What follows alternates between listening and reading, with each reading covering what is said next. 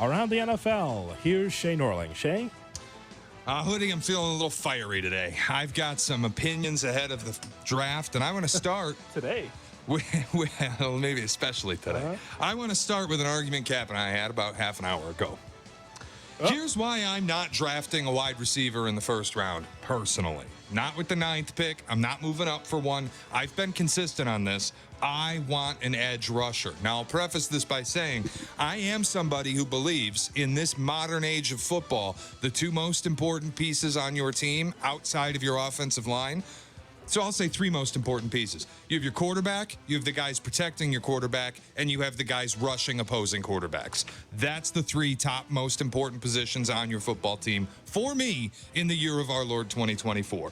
Look no further than, the Houston Texans, who drafted their quarterback and traded up in the same draft, not for a wide receiver, but for Will Anderson, and then went out and traded for or signed Danielle Walker. That's what you got to do in this league. That'd be Danielle Hunter. Danielle Hunter.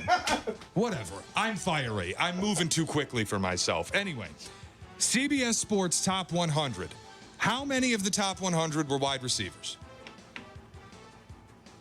The top 100 what? In this draft. A top 100, I'm going to say 4. 7. How about 17? You can find these guys anywhere. I've always believed it. Tyreek Hill, 5th round for reasons, but sure, 5th round pick. Puka Nacua a year ago, 5th round pick. Amon-Ra St. Brown.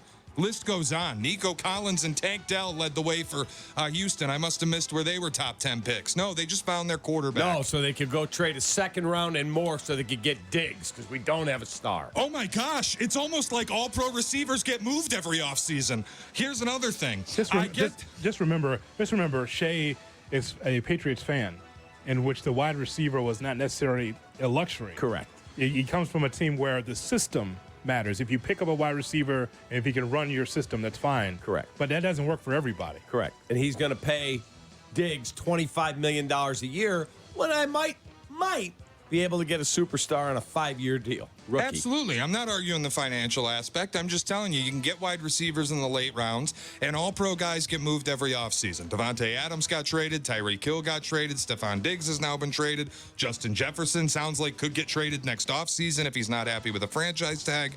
A lot of stuff going on in terms of wide receivers on the move, and not just like middle-of-the-pack ones, the best ones in the league. By the way, out of the top 10 leading receivers by yardage last season, 1 was a first-round pick. Out of the top 10 graded edge rushers at PFF last year, 6 were first-round picks. 5 of them were in the top 5. Seems pretty clear to me where the elite talent is found at these positions. You want to get an elite edge rusher, you don't find them. You have to draft them early. You want to get an elite wide receiver? You can trade for them when they get disgruntled someplace. And half of them, actually, 9 out of 10 of the top 10 get found in later rounds. I'm not doing it. I don't disagree with your premise. I kept saying to you, who's the best guy on my board? If it's Dallas Turner, I love him. Get him. All I said to you was, if I can get Marvin Harrison and here was the price, it is definitely worth considering. I can't afford Devontae Adams next year at age 31 and a massive, huge contract. I'm getting a guy like that potentially on a rookie deal for 5 years. Worth the discussion. Shea? Am I crazy for thinking this storyline is a little too public to actually happen? Everybody is talking about the Vikings moving up to trade for a quarterback. Vikings are meeting with Jaden Daniels today. They want to move up, it sounds like, and draft a quarterback in this draft. They pick at 11, but I feel like the smoke has just gotten too thick for this to actually happen.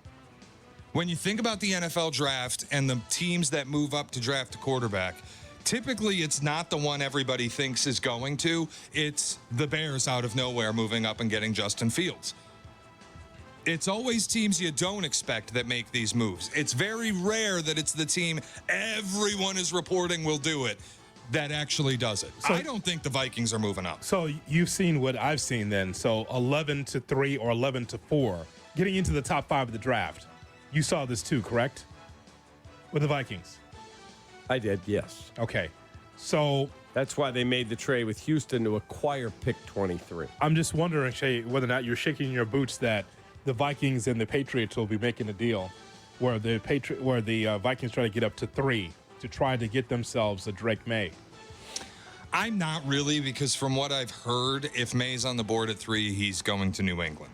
Yes, well, we've been saying that for months. Yeah. I think that's the best place for Drake May. I'm not the biggest Jaden Daniels fan. I think that May with the Patriots can get it turned quicker than they could with Jaden Daniels to me. Jaden Daniels to me is like the next coming of RG3, which is not bad when he was healthy. But that's what I see. I would say that if the Vikings trying to get into the top 5 or top 4, Cap, you can understand why. They need a quarterback yesterday. And they have a quarterback-friendly head coach, Kevin O'Connell, who's like, I need my guy now. Mm-hmm. Period. Before Jefferson gets really disgruntled. You think that's going to be a smooth ride this upcoming season? It will not. Whatever you think of Kirk Cousins, at least he kept the boat in the water. Yeah, the rig was on the road. Not now. That's Sam Darnold's job, right? Correct. Okay. Just telling you. Like once upon a time that might have been a thing. He's a placeholder for what's next.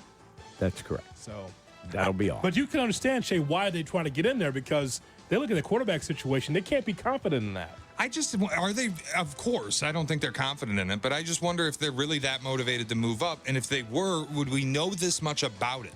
Like, this is lying season. I always think whatever you're hearing teams are interested in doing, I'm actually happy that we're all mystified by what the Bears are going to do at 9, because it means they aren't leaking any plans. Mm-hmm. But I always kind of feel like this time of year, you start hearing what teams' plans are, you are only hearing what the teams want you to hear. That's correct. Yeah, that's part of the negotiation. Absolutely. All right, what's next? JJ McCarthy, I think, is pretty much the most polarizing player in this draft. Everybody we've talked to, I mean, Breer's told us there are people who think he's a top 5 pick, no doubt. Yep.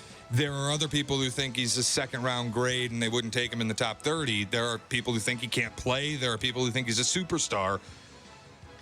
I think every year there is a quarterback that people assume will go in the top 10, top 5, wherever, and ends up still being on the board around pick 20. I don't think JJ's going to fall that far, but part of why I wonder if the Vikings are going to trade up is I think he might be there at 11. McCarthy at 11 to the Vikings. I don't believe it. You still think it's going to be a quarterback roll 1 through 4? Jay Moore. Now, Cap and I have a show bet. I said he was going to go around 13. And Cap said if he goes before 13, he gets to submit my Grammy ballot. So How about that? Remember last year, Will Levis? Bruce Springsteen's going to be on every category. that's right. Best rap album. Bruce Springsteen. Now you're going to spoil his. Now he'll never vote again after that. Right. Scarred. Hey, man, I got your ballot. Why is Paul Anka on this, man? Oh. Frank Sinatra, best rapper? That's really Yep. odd. Dude. Damn, what's wrong with you, man? Frank Sinatra featuring T-Pain. Go ahead, Shea. No, I was just going to say, last year, Will Levis, I think the day before the draft, he had the second best odds to go number 1 in the draft. Oh, my God. He ended up going in the second round. Yes. So every year there's a guy, like Kuiper, I think, was putting Will Levis potentially as the number 1 pick. Every year there's a guy, people go, that guy's going to come off the board first, second, or third, and they end up falling into the 20s. This year, I think the quarterbacks are better than normal, but yeah, I think Jay Moore was onto something. I think JJ could be on the board at 11.